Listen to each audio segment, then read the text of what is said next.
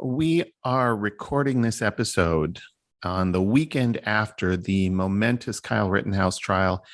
And as much as the title of this episode may be a bit clickbaity, it is really still an important cultural landmark and a touchstone. In our context, what we are trying to do is understand its implications as to how it relates to our education system. So, what we have seen, not necessarily in the trial itself, but in the reactions of the trial's verdict, what we found is that the reactions to the trial's conclusion were set upon almost tribalistic lines. So we saw a great deal of emotional reactions, whether you are for or against the verdict, that the reactions had a high amount of emotion, and your reaction to it could almost be predicted by what tribe you belong to. The importance of this case as a cultural touchstone that we're trying to understand today is how these tribalistic reactions are a result of our current education system and its history.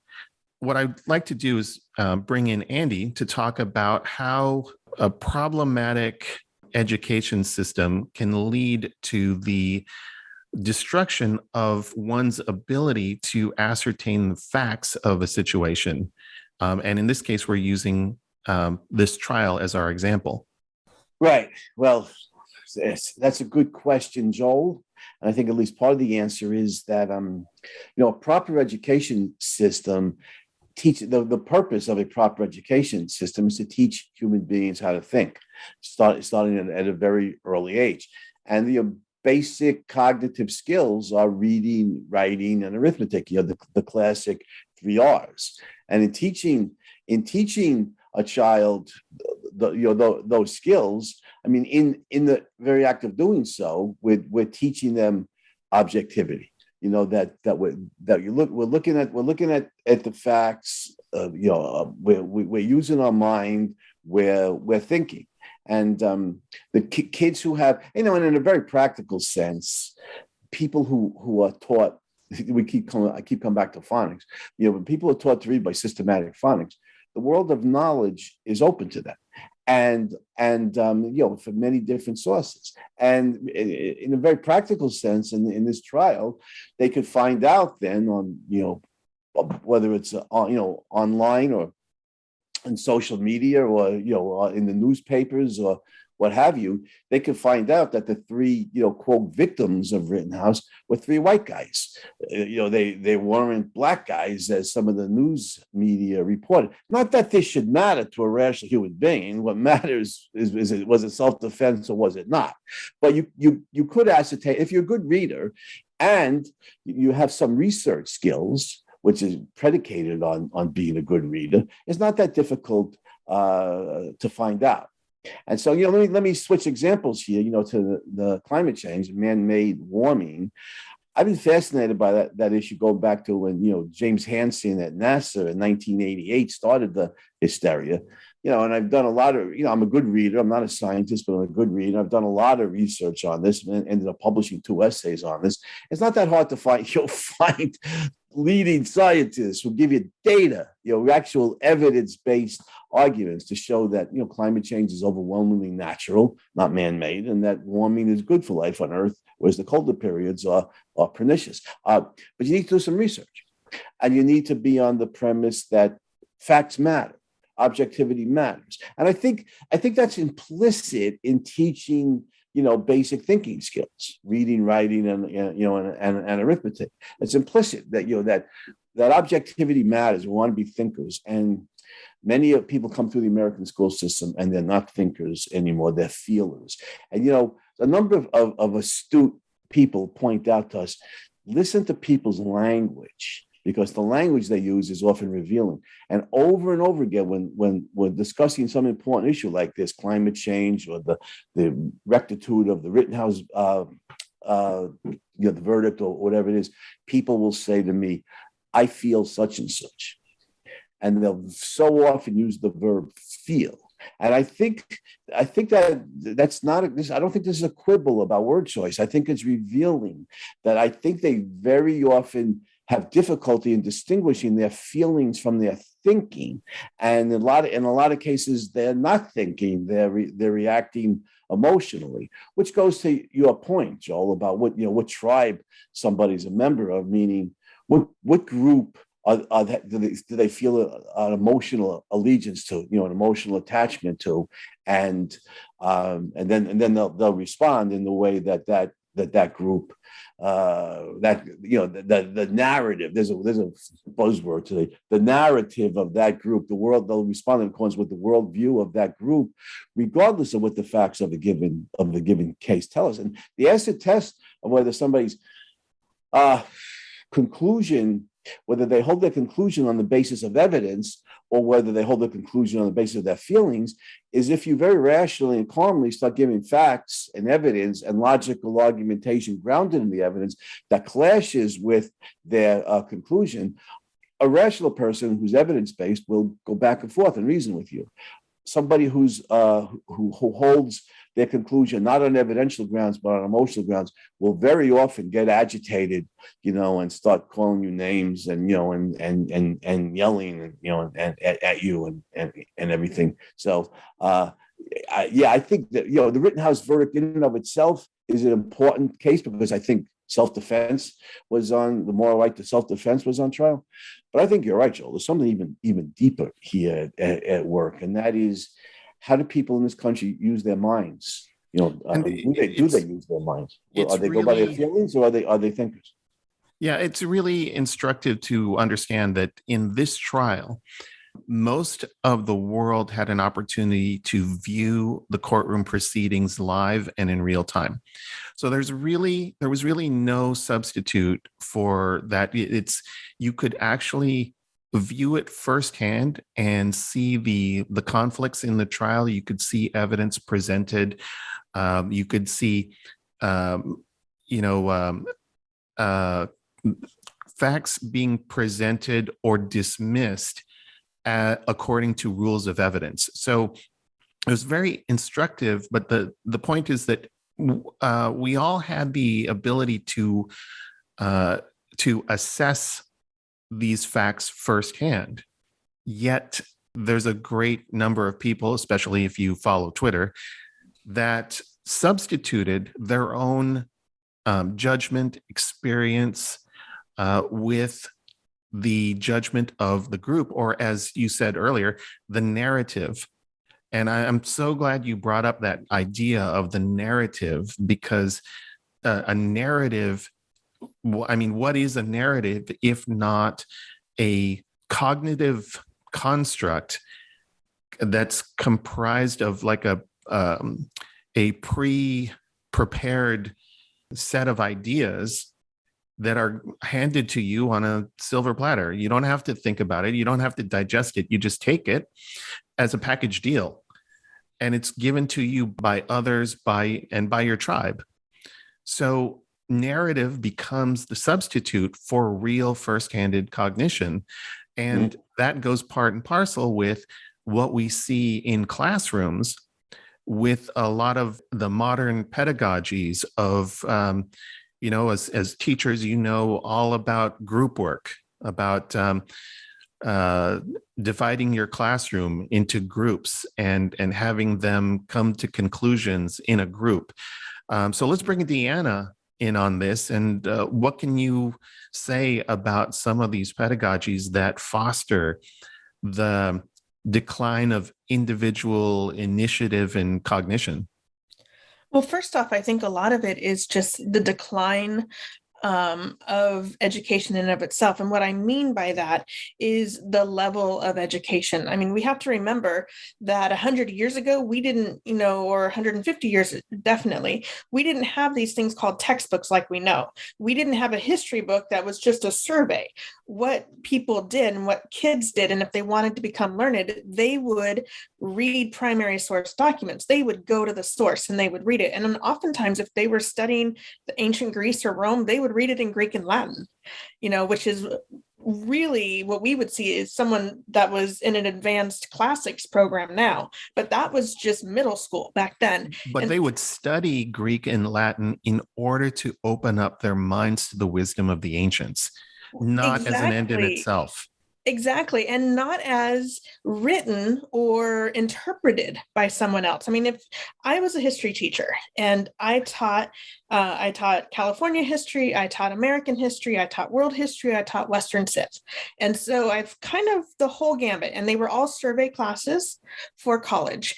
And when you go to choose your textbook, it was really frightening.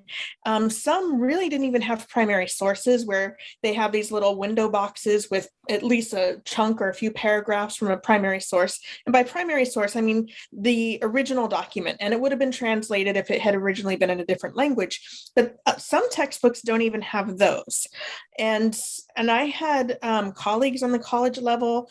I was a grader for the AP exam in history for years and years and years. In fact, I even continued this year. And I have seen the rigor slide so much over 10 years that I've been doing that and in teaching. And so, students aren't given primary sources. They're not given source material. They're given someone's interpretation. So for instance, I like to pick on Howard Zinn and his People's History of the United States. And he wrote, and this is from his own words, from a talk that he gave. He says that he wrote this book to fill a niche because people wanted the sort of Marxist lens of American history. And so he was filling a niche. So he already has this thesis. He's not going back and trying to be objective and look at history and bring in these primary sources and just tell the facts, names, dates, as much from the historic record that we can use, bring in the archaeological record. That's not what's happening. They are putting their own commentary in this, like what we see on any news station now. It's all about their own ideas, their own feelings, and that has become so prevalent. And it's not just in history. I mean, this is across all spectrums. And so we see the rigor of education has really slid. But we also see that everything is taught to the test. And even when I was teaching college, and I'm sure Andy has seen this also, is that you get asked over and over, is this going to be on the test? Do I need this for the test? And I used to tell my students, anything that anybody says in these four walls is open for the test, because I rewrite my tests every semester because every class is different. And I maybe I bring in a different primary source than I regularly would, because I noticed that in this class, everybody's really interested in this one topic. So I want to encourage that. And so I may change things up a little bit on the fly. And but their students are taught to just have to take the test and forget. They're not building on concepts. So the rigor, the way that things are taught, the testing, all of this and kind of is combined. And then students are taught that their feelings are so important. Tell me what you feel about this event in history. How does it make you feel when Rosa Parks was kicked off the bus? How does it make you feel when you hear about the Civil War, or when you hear about the Revolutionary War, if you're dealing with American history? Another thing is omitting big chunks of history.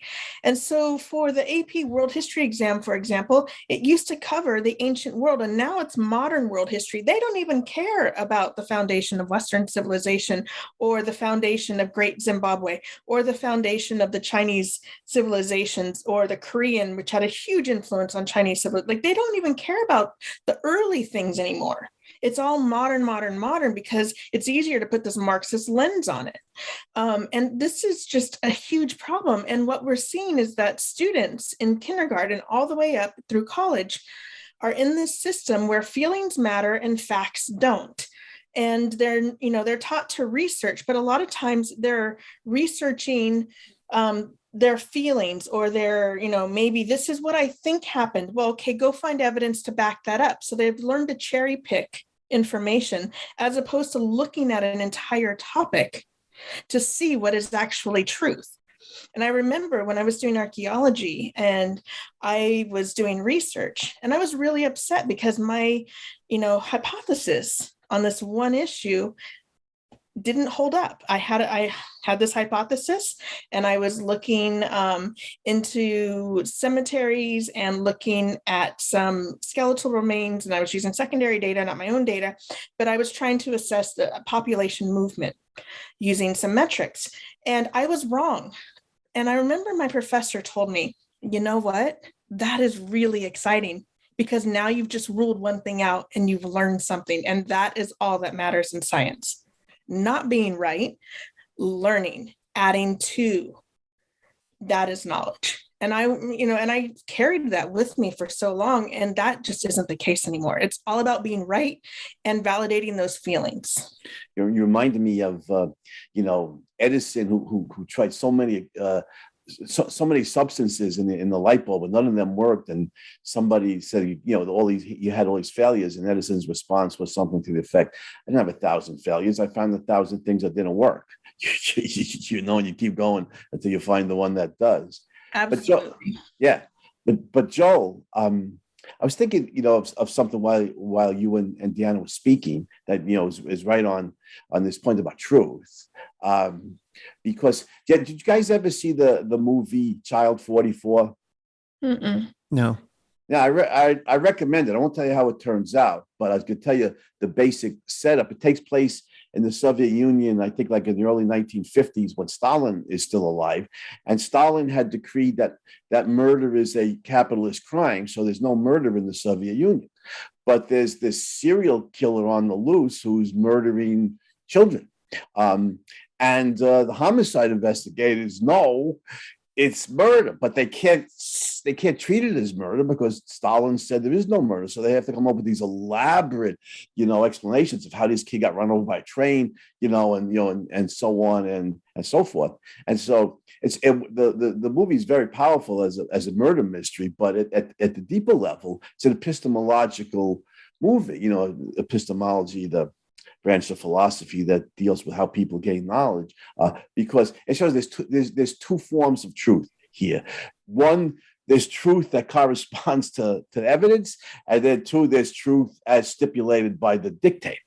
So truth is in two different forms in this society, and this is what you were talking about, Joe, reminds me of today, and it's apropos to the Rittenhouse case. There's truth as supported by evidence, and then there's truth in accordance with the postmodernist narrative that dominates the school system over the last X number of years. And postmodernism, as we've discussed on this show, is a development straight out of Marxism, that society is divided up into oppressor classes and the oppressed class. And on the postmodernist narrative that's being taught more and more in our schools, truth is that which supports the well-being of the oppressed classes, and stands up to the oppressor. And so notice, in our day, notice how this plays out in real time and is related to the Rittenhouse case, because truth in accordance with the postmodernist narrative of the oppressor versus oppressed worldview is that white supremacists or white nationalists are the gravest danger in the United States today. But truth in accordance with evidence tells us that white supremacists are still around and they're evil and they're dangerous, but they're a dwindling force. They've been, the good news is they've been severely marginalized. They're a marginal factor amongst 234 million white Americans. But that's truth as supported by evidence. Truth as supported by the narrative that's taught, in many of the schools and universities is no. This is like it's 1921, not 2021, when the KKK had several million members out of a white population of 95 million, not out of 234 million, and they were a real prevalent danger to non-whites, especially in the Jim Crow South, but not limited to that. And so Kyle Rittenhouse then is, the president of the United States said he's a white supremacist.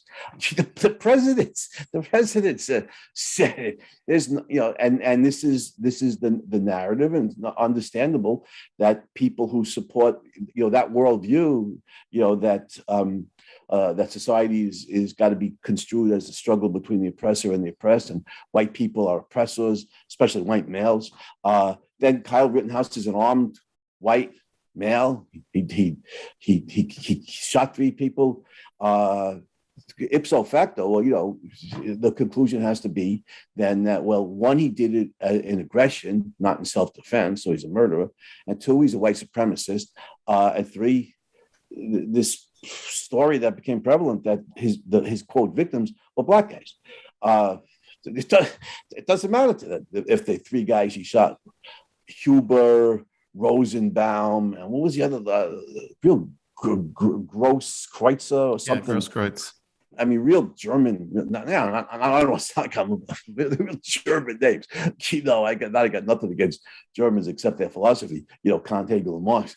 But the narrative. But it's amazing. I'm like flabbergasted just from an epistemological standpoint. Never mind from a political standpoint. How much traction.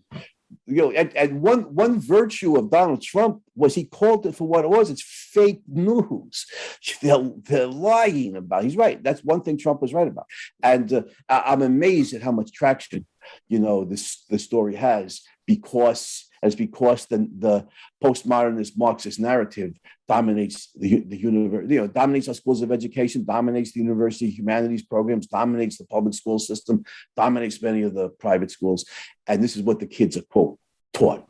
And it's just let's expand on that. The power of the narrative as a real substitute for having to do the heavy lifting of thinking. I have something to say on that. And I was thinking about when Andy was speaking, is that part of this is that, so this narrative came out. And I remember as the verdict was getting closer and closer, I started hearing in various different places and social media and different places that they were surprised, or people from all different types of walks of life. It's not just my friends, but this is, if you were on the Twitterverse during this past week, you would see like, oh my gosh, I didn't know his victims were white. And there was this sort of almost revelation towards the end. And I was shocked by that a little bit, which being the Pollyanna that I am, I'm easily shocked even still.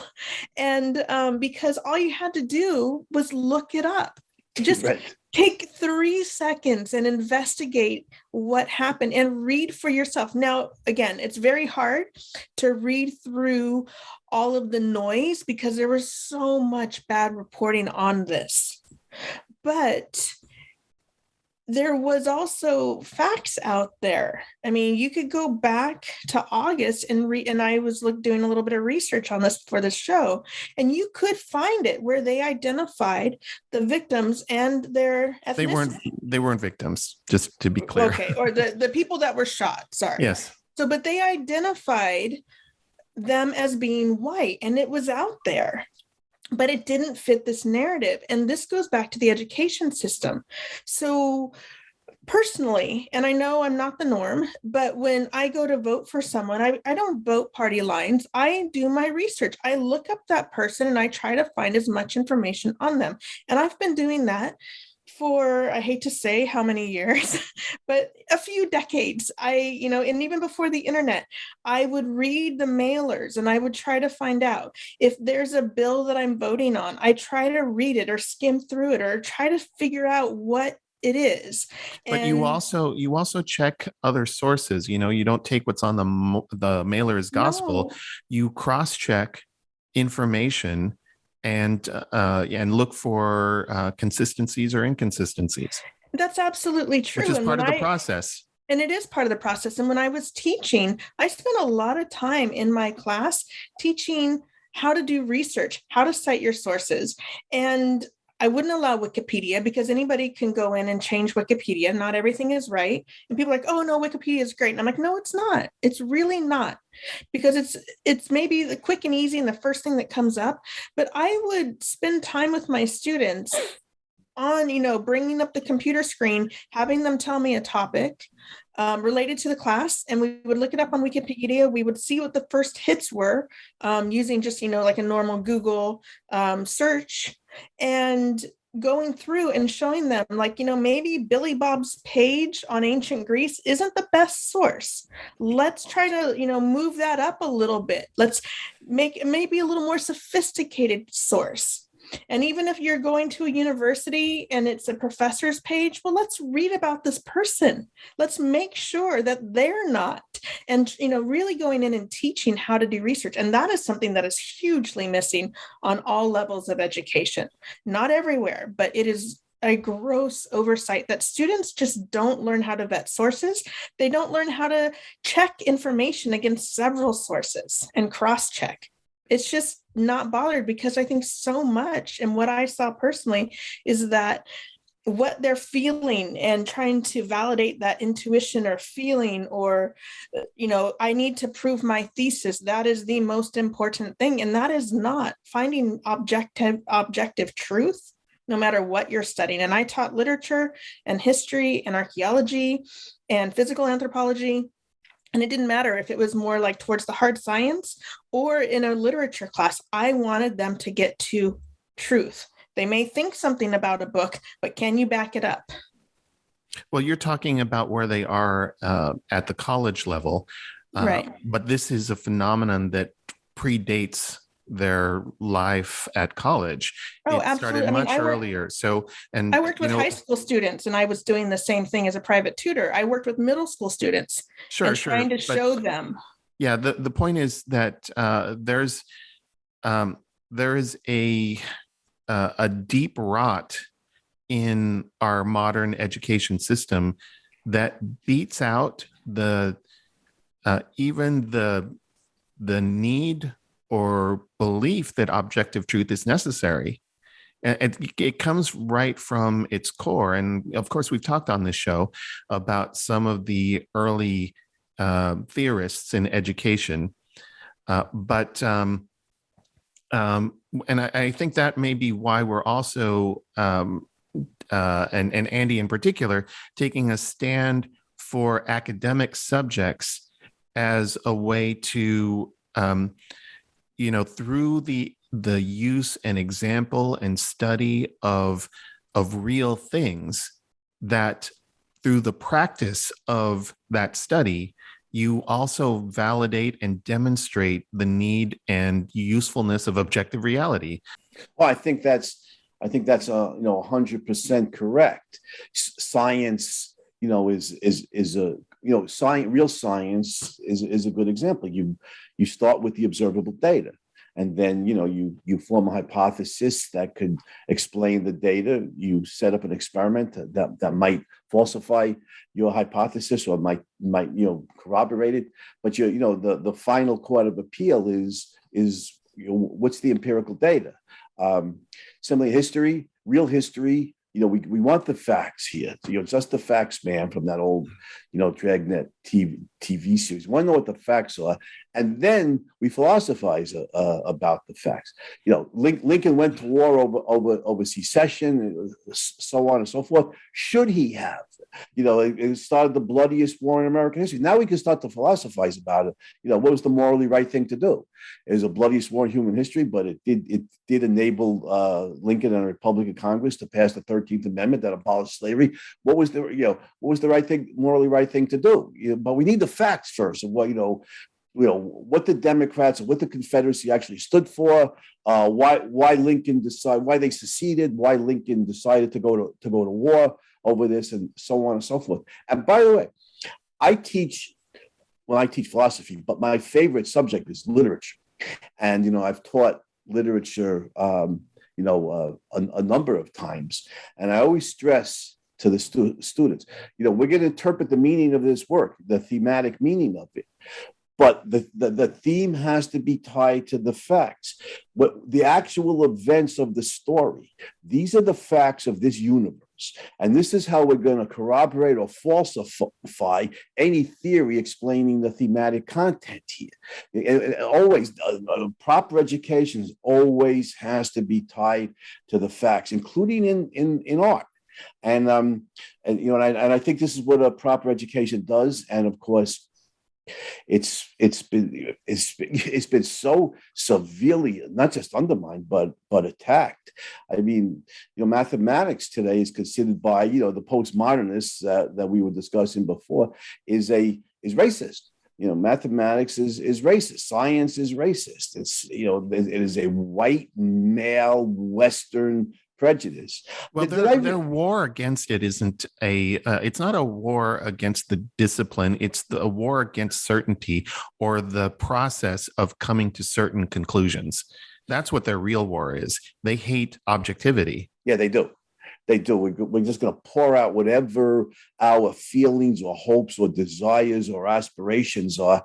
And the facts of the case, well, the hero of Atlas Shrugged, calls this you're placing the I wish, above the it is. The facts of the case, just get shunted aside, get pushed aside. My desires takes, supremacy, take sovereignty here. I think the story, I saw it on Facebook, so I don't know if it's accurate or not. I mean, it's so, maybe you should corroborate it. Yeah, but let me bring it up. Maybe you guys know, because maybe true, maybe false. But the story was that I think it was the governor of Oregon wanted to eliminate reading, writing, and arithmetic from high school graduation requirements. I think that's because it's racist. She said. I couldn't read the story. It was so I don't know. So I don't know if it's true or not, but it fits the current postmodernist narrative. So let's put it this way: if it's not true today, it'll probably be true from somebody next month. Who will wanna move in that direction, because it requires us, like you said, Joel, requires us to be objective. And well, if we're being objective here, then what we would do is look it up and see if it's true. Did the governor of Oregon actually say this? And if so, then we can appropriately diagnose this as a symptom of the age, and make that connection. If it's not true, it doesn't necessarily invalidate the philosophy behind political figures that would promote that kind of thinking, and it's something that we have also seen in the past. But it's really instructive to look at how we. Well, I could look it up. Yes. Well, no, but my point is that it's really instructive to see how, if you are concerned about objective truth, there is a mechanism to fix any falsehoods that you might hold. There's a process by which you can ascertain the facts of reality. But if that is not your mode of thought, if that is not your way of operating in the world, and you are fixated on the narratives that belong to your tribe, there is no way to confirm it other than what is consistent with what your tribe thinks. But the objective truth seekers are always self-correcting if they have a falsehood. So I can objectively say that Andy was right. Kate Brown did sign a bill on July 14th in 2020. It is Senate Bill 744. And what it does is, for 5 years, it allows Oregon students to graduate high school without having to demonstrate reading, writing, and math proficiency. Oh, God. So there you have it. I corroborated that for you. Oh, yeah. Thank you, Daddy. You made my day. Yeah. Sometimes it's good to be wrong, Right? This is a case where I wish I were wrong. Those poor kids in Oregon. My God. Well, But to after bring 2025, we'll see what happens, right? Oh, but to bring this back to the Rittenhouse case, I think what's really amazing to see, especially if you spent any time on social media over the last week, is to see how many people were steadfast in holding on to the narrative of their tribe in the face of the facts of the case they were following being in opposition to their narrative. And that's why I said that, you know, if you are really concerned with seeking out objective truth, your mistakes are self-correcting, because you would be okay with it. You would be okay with making a mistake if it led to truth. But if you are holding to a tribal narrative, then you will react to contradictions in that narrative with emotional rage, which is what we see on social media over and over again. It's true. I mean, there's even a thing built into the media. It's called a retraction. Like, oh, sorry, oops, we got this one wrong. It's okay. And even for a personal thing, you're like, you know what? I thought this. And as a human, I learn more information, hopefully regularly, and I can reassess and reevaluate my knowledge based on new information and say, you know what? I once thought this, but now with this new information, I've had a bit of a change of heart. And that's what people should be doing, and be like, oh, I thought it was this. This is what I read. This is what I was told. But then I kind of dove in on my own and I realized, wow, there's this whole other part of this thing I didn't know about. And so now I'm reassessing based on objectivity. I mean, that's really what science is, right? But you can also do that as an individual. You know what's really telling here, Deanna, is your people who are evidence-based. If somebody disagrees with them, they'll tend to reason about it and go back and forth, and maybe they'll learn they were mistaken, or maybe they'll realize in the discussion that they were right all along. But the people who want to suppress a contrarian viewpoint, you know, who push cancel culture, this is a sign, it's a 100%, you know, sign that they hold their conclusions on the basis of their emotions, their commitment to the narrative of the tribe, as you put it, Joel. And they don't want to hear. They're threatened by it. They certainly don't want anybody else to hear, you know, people who might be, you know, open to evidence and haven't made up their mind on a specific issue, you know, whether it's the Rittenhouse case, or, you know, whether it's the prevalence of white supremacists, or whether, you know, Trump is a white supremacist, or whatever the claim is, or that the election, you know, 2020 election may not have been like completely honest. When somebody wants to suppress a contrarian viewpoint, what that shows us with 100% certainty is they hold their conclusions on emotional grounds, not on evidential grounds, because nobody who's open to evidence is threatened by freedom of speech of contrarians, of somebody who disagrees with the dominant, you know, worldview. And that's to me, it's the most terrifying sign of our times. How powerful is the push to suppress intellectual dissent? You get fired from the, or, you know, or pushed out, or, you know, verbally assailed on a university campus, maybe physically assailed, fired or pushed out of the university position, you know, get deplatformed on major social media platforms. You might get vilified on, you know, by the mainstream media, calling you a white supremacist, or, you know, whatever. I mean, they called that kid Sandman a white supremacist, you know, with no evidence. Now Rittenhouse, a white supremacist, you know. You get all these examples. I mean, it's really appalling. MIT recently canceled a talk because some professor questioned some part of the orthodoxy. Was it affirmative action? I can't remember what. I don't know. Yeah, but it was some part of the, you know, the dominant leftist, Marxist, postmodernist narrative that wasn't even given a talk, you know, on some scientific issue. But MIT canceled it because the woke mob, you know, were enraged, and the woke mob is very, very in very deep slumbers. You're the woke is they're not woke to evidence.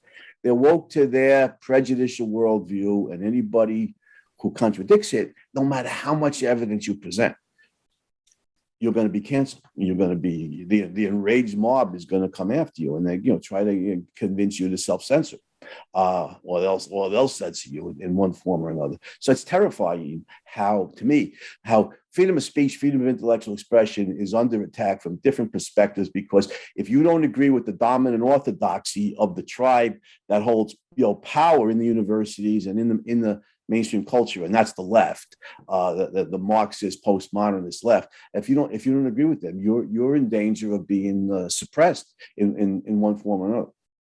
And this is why it's such a horrifying disservice. What the emotional catering to is of early education, the servicing of the emotions and putting that to a higher level of prominence than validation of facts and real learning, substituting emotionalism over objectivity at the earliest levels of education.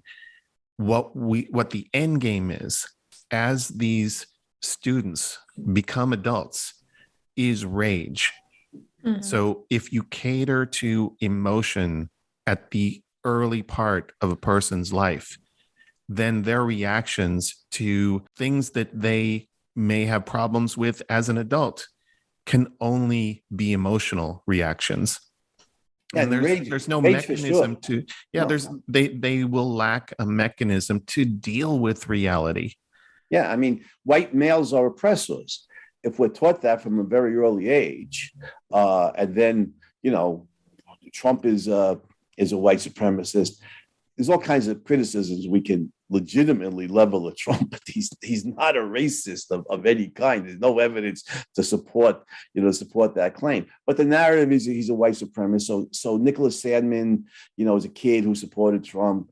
He's a white supremacist. Rittenhouse, an armed white man who defended himself against Antifa, Black Lives Matter supporters who attacked him. Then he's a white supremacist. And the emotional response of kids who were raised, or anybody who's been raised in that worldview, has to be rage. It has to be rage, because these are white supremacists. They're allowed to run loose with guns. They kill people. They're acquitted. It has to be. I think it has to be rage. I think the term of racism and all the associated terms that are connected with racism, like white supremacy, have lost legitimate meaning. Not because they're overused, but because they become a substitute for, a substitute to be pointed at anything that we want to draw our rage against. Well, anybody who disagrees with the Marxist postmodernist narrative today is a white supremacist. That is why nothing to do with evidence. You're right. It's not overused. It's misused. Yeah, and it's why. The use of those racial terms in modern day have become so weird, so absurd, so beyond reason, that and to be used in such bizarre ways that you might call, somebody like, we've said this on the show before, someone like Larry Elder, you might call him the blackface of white supremacy. That is why, and it seems like a cognitive misfire. And that was the LA Times, though. That was the LA Times. It wasn't some hack somewhere. It was a major newspaper. And it may seem as a bizarre use of the term, but what it really is, if we take all the objective meaning out of the term and instead use it as a placeholder and just use it as an insult that we might level against anyone who is deemed the enemy, then it makes sense. Then then people who are promiscuous with this terminology can throw it around to anyone they hate, regardless of what their actual skin color is or whether they've shown any kind of prejudicial behavior against people that have differing skin colors, it doesn't matter anymore because it's just become a substitute for rage. It's become the pitchfork. So you're going to grab your pitchfork. No, in today's world, we grab words and we, tweet it out, or we put it in social media, or if we are a media entity like the LA Times, we print it. And so this is, the modern tar and feathering. And, Andy mentioned, it was someone coming on college campuses or professors getting fired. The new tar and feathering is canceling, and so much so that people cannot have a livelihood. They cannot support themselves and their families anymore because they go against this, particular ideology. And it is really horrific. Not that tar and feathering is great, but it seems, this is really become this powerful ammunition to really hurt people in a way that is hard to bounce back from. Well, what it is unjust. If we had a more reasonable and reasoned culture, then disagreements would be settled in scientific ways. We would ascertain the facts of any dispute or disagreement, and then that would be the end of it. We would come to a place of understanding. But when it becomes rage, and furthermore, if it becomes rage that is supported by masses of people who we might call a mob, then it becomes unreasonable. And rage that's morally and politically justified by a widely spread, deep philosophic theory, about the oppressor and the oppressed. I mean, the rage then is justified because the oppressors are still running loose, oppressing the oppressed. It's good. We should be enraged. And by the way, a hopeful sign to me is the founding of the University of Austin, where we're seeing any number of legitimate scholars who found the university. And I'm thinking and hoping that a number of professors want to teach there in time, and students who want to go there are people who politically are on the left. Maybe they have some sympathy for Marxism, but they have this funny idea that on a college campus in higher education, any question can be raised. We could discuss any theory, we could reason back and forth. And who knows? I mean, a school like that, what represents faculty and student body members across the political spectrum reasoning on these issues, who knows? Maybe it could start a trend. But it's certainly a hopeful sign, as is, people in the entertainment media starting to question, attack or reject the narrative. Bill Maher, has done it. Dave Chappelle, has done it. And Tulsi Gabbard, who's a politician, although I don't think she's in politics. I think she left politics, unfortunately, because she's the one person in the Democratic Party I really respect.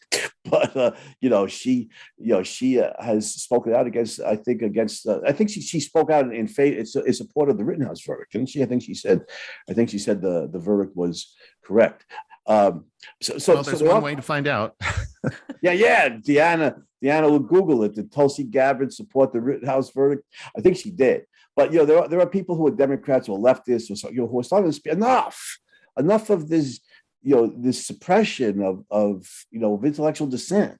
It's terrifying. It's a totalitarian manifestation, and that's what totalitarian states do. They have the narrative. It's like, that's what I like about Child 44. It shows what it's like in a totalitarian state. The facts that show homicide investigators that these kids, dozens of them, were murdered, they have to be suppressed. We can't talk about it. It's too dangerous, because truth is that which conforms to the dictator's rulings. And that's where we're heading.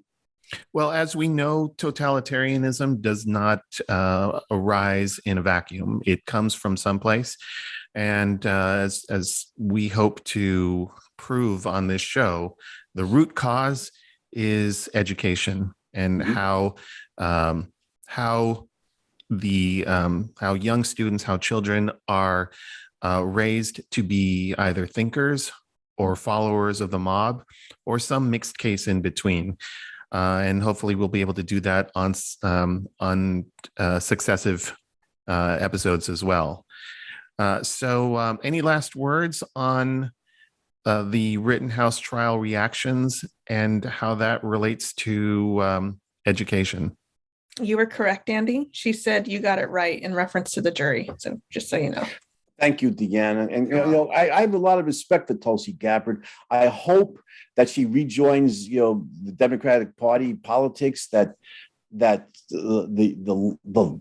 leftist mob that controls the Democratic Party right now gets slapped around. At the ballot box. And that more rational Democrat. I don't think that's happening. Honestly, I think she's had enough. But you never know. You never know. People have free will. They make their choices. You never know. But yeah, it's not that she wouldn't want to rejoin it. I'm not sure that the Democratic Party would have her. All right. Well, you should see what they've been saying about her.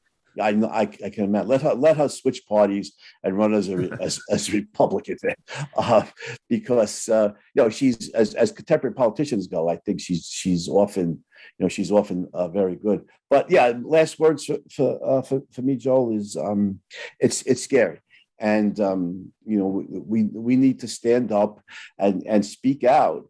Ayn Rand gave us the intellectual tools, the entire philosophy, that supports objectivity and shows why it's a life-giving philosophy, and presented it in these great novels, these great stories that are compelling to read. So we stand up for truth as supported by evidence, as opposed to this idea that truth is what conforms to some ideology that dominates the intellectual culture.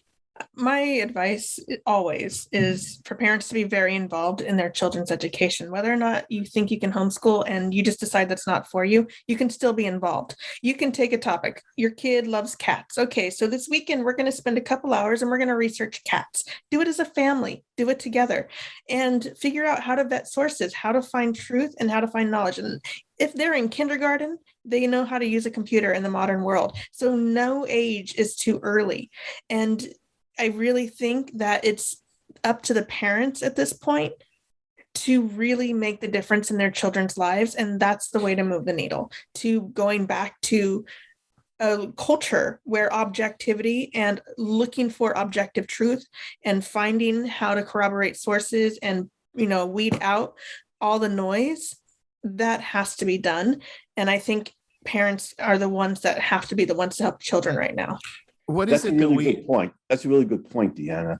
That parents can teach the kids to do research, and get the facts of the case. That's teaching them objectivity in practice, in action. Yeah, that's a really good point. I like that idea. Yeah, and what is it that we always hear from students? Apart from, is this going to be on the test? It's, am I going to be using this in my life? Am I going to be using the Pythagorean theorem when I grow up? Well, you may, who knows whether you're going to be using the Pythagorean theorem, but you're going to be going through a process where you can exercise your brain and come to conclusions to find out what objective truth is. And that's like a musician practicing scales. When you're studying math, when you're studying how to read and write, you are practicing how to use your brain as much as if you are a soccer player learning how to dribble and juggle the ball. So just as Deanna says, the parents can be in a great position to put your child through a process by which they can practice these methods of using their brain and get them away from the emotionalistic processes that they'll be going through, because these are all habits. And if they can be if they can exercise good habits, then they'll be in a much better position when they grow up. Yeah, and who knows? Maybe the day will come and then that we're talking about some important cognitive subject like is capitalism or socialism a superior, political economic system, the people may respond, well, I think such and such, and not say, I feel, this, who knows? We may even arrive at that day where they not only say that, but they're accurate. They're thinking. Well, that's something to shoot for. So thanks for shoot for. That's a good verb using regarding the Rittenhouse case. All right. Thanks to our panel, Doctors Heikkinen and Bernstein. Thanks, Joel. Don't forget to check out our website, rationaleducator.com. Follow us on Instagram, Twitter, Facebook, Parler, and Rumble. Thanks for watching this episode of the Rational Educator Podcast. We'll see you next time.